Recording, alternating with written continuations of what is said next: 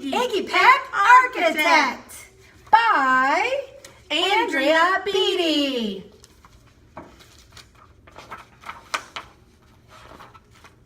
Young Iggy Peck is an architect and has been since he was 2, when he built a great tower in only an hour with nothing but diapers and glue. Good gracious, Ignatius, his mother exclaimed. That's the coolest thing I've ever seen. But her smile faded last as light went blue past, and she realized those diapers were not clean. Ignatius, my son, what on earth have you done? That's disgusting and nasty. It stinks. But Iggy was gone. He was out on the lawn using dirt clods to build a great sphinx. Oh my, what's going to happen next? Oh, I love this book. When Iggy was 3, his parents could see his unusual passion would stay. He built churches and chapels from peaches and apples, and temples from modeling clay.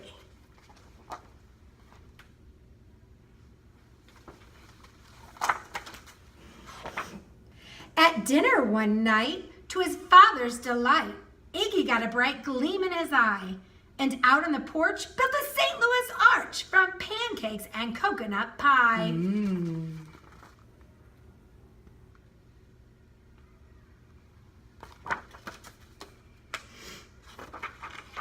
Dear Ig had it made until 2nd grade, when his teacher was Miss Lila Greer. On the very first day she had this to say: "We do not talk of buildings in here. Gothic or Romance, I could care less about buildings, ancient or new."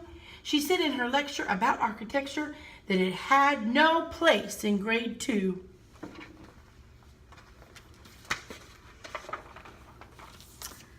That might seem severe, but she was sincere. For when she was no more than 7, she'd had a great fright at a dizzying height in a building so tall it scraped heaven.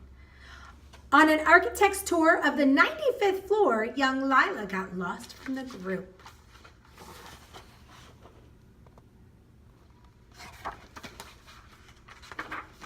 She was found 2 days later in a stuck elevator eating cheese with a French circus troupe. After that day, it's quite safe to say, she thought all building lovers were nuts.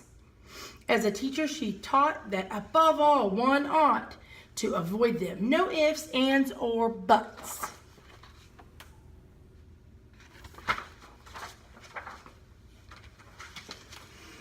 As you might guess, it would cause Iggy stress to hear such a terrible talk.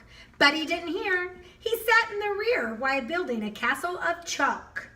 "You, Iggy Peck, your desk is a wreck. Tear down that castle right now. You will not build in here. Is that perfectly clear? Do you need to see Principal Lindquist?"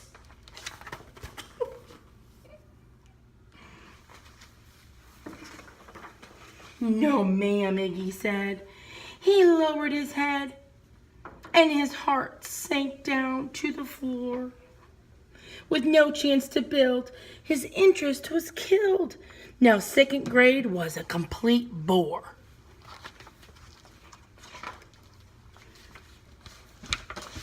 After 12 long days that passed in a haze of reading, writing, and math, Ms. Greer took the class to Blue River Pass for a hike and an old-fashioned picnic.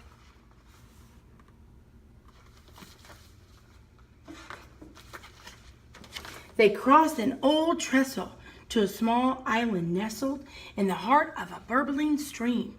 But no sooner passed than the footbridge collapsed, and Miss Lila Greer started to scream. "Ah! We're trapped here. Oh my, at last, kids, goodbye."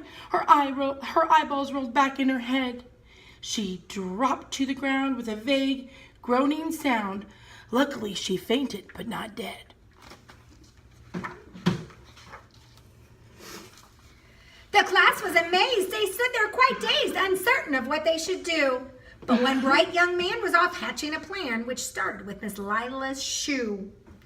Soon each lad and lass there at Blue River Pass was working together as one, just like in launch. And she came to, Miss Lila Greer knew that something quite brave had been done. She looked in the air and saw hanging there a structure with cables and braces. On the far side, beaming with pride, were 17 young, smiling faces. Look what they built, boys and girls.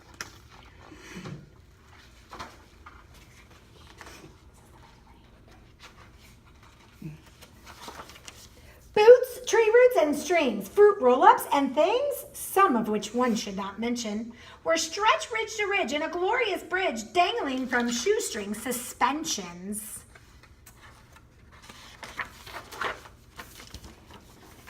It all became clear to Miss Lila Greer as she crossed that bridge over the stream. There are worse things to do when you're in grade 2 than to spend your time building a dream.